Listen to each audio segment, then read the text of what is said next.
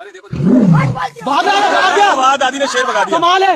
ইরি ভাই, এ দিদা কি আমাকে পাশের পাড়ার কালু কুত্তা ভেবেছে নাকি? লাঠি নিয়ে তাড়াতে এসছে কেন আমাকে? আমি বনের রাজা, আমি লায়ন, সিংহ সিংহ।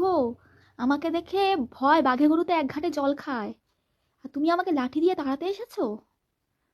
তোমার বয়স হয়েছে দিদা, ওর জন্য ছেড়ে দিচ্ছি, চলে যাচ্ছি আমি। তাই বলে ভেবো না তোমার লাঠিতে আমি ভয়েতে চলে যাচ্ছি। বয়স হয়েছে তো, আমি আবার বয়সওয়ালাদের মাংস খেতে পারি না, বড্ড ছিবড়া ছিবড়া লাগে।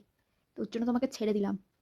আসতো যদি কোনো কচি মানুষ, ওই লাঠি সমেত তোকে গিলে খেয়ে নিতাম।